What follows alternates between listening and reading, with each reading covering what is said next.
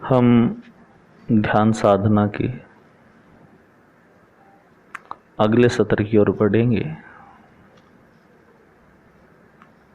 आपकी आंखें बंद, आप कमर सीधी, मुंह बंद, गर्दन थोड़ी सी झुकी हुई।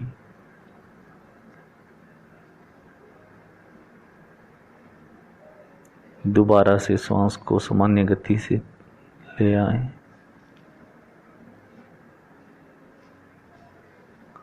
श्वास के आने और जाने पर आप ध्यान रखें।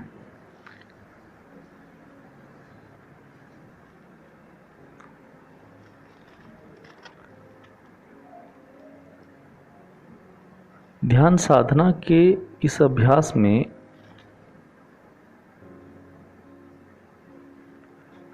काया, मन और वचन के दोषों को दूर करते हुए अपने श्वास को सामान्य गति से आने दो और अपने मन को एकाग्र करो, अपने चित्त को एकाग्र करो। यह एकाग्रता का अभ्यास निरंतर होना चाहिए,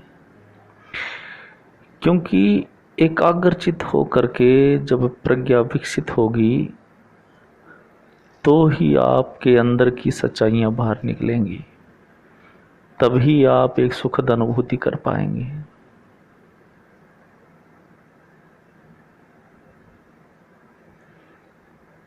काया और वाणी से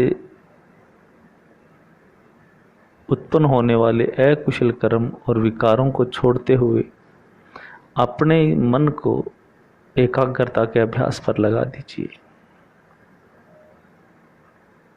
इसी से प्रज्ञा जागृत होगी, आप अपने बहुत गहराई में उतर पाएंगे।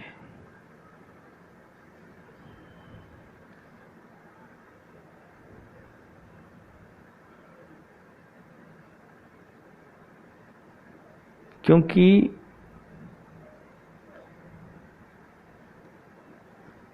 प्रज्ञा का आधार जब सील और समाधि होता है तभी अद्भुत घटनाएं घटित होती हैं, तभी आप नाम और रूप से रूबरू हो पाएंगे। इसे और साधारण भाषा में कहूं कि चित्त और शरीर से आप तभी रूबरू हो पाएंगे, और इनसे रूबरू होना बहुत ज़रूरी है। ये एक दूसरे को बहुत प्रभावित करते हैं।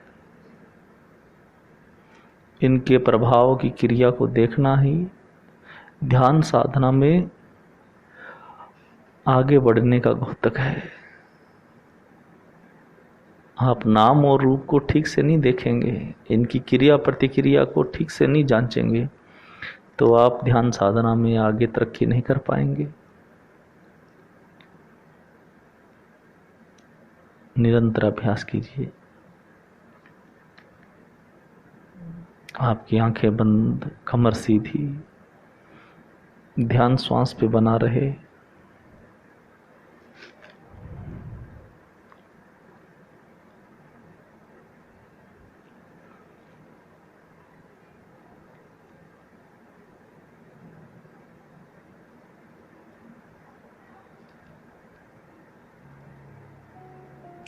श्वास आ रही है, श्वास जा रही है, आपको पता रहे।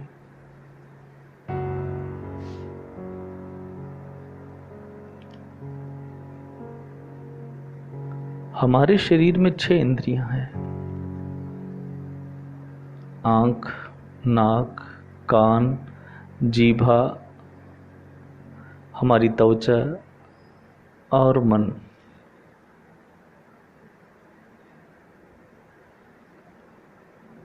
इन सब इंद्रियों के अपने अपने काम हैं। ये जब अपने विषयों के संपर्क में आती हैं तो हमारे अंदर ही अंदर नाम और रूप में, यूं कहें, चित्त और शरीर में हलचल पैदा कर देती है, उथल पुथल मचा देती है। जब ये उथल पुथल मचा रही हों तब ध्यान करने वाले को और ज़्यादा जागृत रहना पड़ता है, उसे और ज़्यादा सजग होना पड़ता है। यह ठीक उसी प्रकार से है कि जब किसी घर में चोर की आहट सुनाई दे तो मालिक बहुत सजग हो जाता है, वो अपना बंदोबस्त करना शुरू कर देता है। जैसे उसे भनक लगी अब चोर आ रहा है, अपने आप को तैयार कर लेता है। इसी प्रकार से ये इंद्रियां अपने अपने विषयों को जगा देती हैं जो चोर का रूप है, और आपका सजगता, आपका मन और सूक्ष्म हो जाता है और तीक्ष्ण हो जाता है इनकी हलचल को समझने के लिए। इंद्रियों के हिलने डुलने से अपने विषय तक पहुंचने में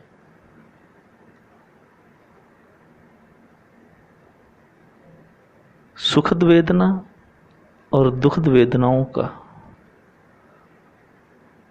अनुभव चालू हो जाता है, और ये वेदनाओं का खेल बहुत खतरनाक है। सुखद वेदना होती है तो राग पैदा हो जाता है, और दुखद वेदना होती है तो द्वेष पैदा हो जाता है, तृष्णा पैदा हो जाती है। जब राग पैदा होता है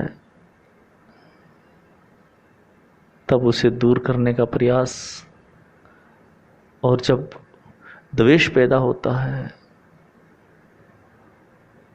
तब भी उसे दूर करने का प्रयास। अब चित्त इस खेल में लग जाता है। ये दोनों ही स्थितियां खतरनाक हैं।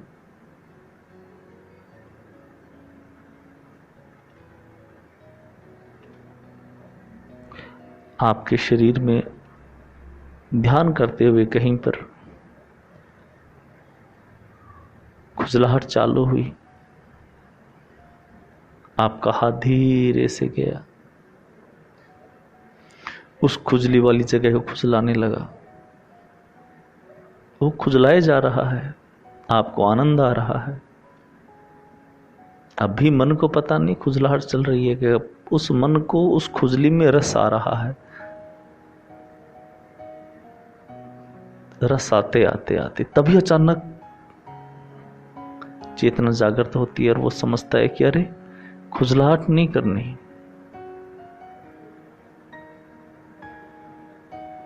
अब अभ्यास करता है कि वह खुजली नहीं हो, अभ्यास करता है कि हाथ वहां नहीं पहुंचे।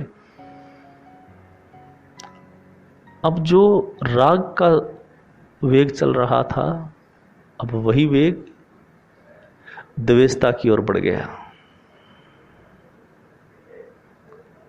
ये खुजली शांत क्यों नहीं हो रही, ये खुजा मिट क्यों नहीं रही, ये दूर क्यों नहीं हो रही। अब उसे उसकी चिंता चालू हो गई।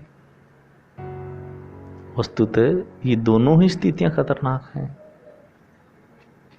इस चित्त को इस बात का अभ्यस्त करवाना चाहिए कि खुजा हो रही है तो होती रहे, मैं क्यों खुजलाऊं। झुंझलाहट हो रही है तो होने दें। शरीर में हलचल हो रही है, नहीं हो रही है, आप उसकी ओर ध्यान ही नहीं दें। आपका तो पूरा का पूरा ध्यान आपके श्वास पे रहे। श्वास आ रही है, श्वास जा रही है, आपका पूरा का पूरा ध्यान उसी एकाग्रता पे बना रहे। और ये इंद्रियों की जो विषय हैं, ये विषय जाति धर्म देख करके नहीं आते। ये विषय तो सभी में आएंगे, चाहे कोई किसी भी जाति धर्म संप्रदाय का व्यक्ति हो, चाहे हिंदू हो, चाहे मुसलमान हो, चाहे ब्राह्मण हो, चाहे क्षत्रिय हो, चाहे वैश्य हो, चाहे शूद्र हो, चाहे सिख हो, चाहे जैन हो, चाहे ईसाई हो। ये नाम रूप का खेल तो चलेगा ही चलेगा, मगर वही व्यक्ति इनसे ऊपर उठेगा, जो अपने चित्त को एकाग्र रखेगा, जो अपने मन को साध लेगा। और इस मन को साधने के लिए जाति धर्म आड़े नहीं आएगा, आपका अभ्यास ही इस काम को ठीक से कर पाएगा। इसलिए एकाग्रचित होकर के दोबारा से आप अभ्यास शुरू करें। आपकी कमर सीधी, आंखें बंद, ध्यान श्वास पर बना रहे।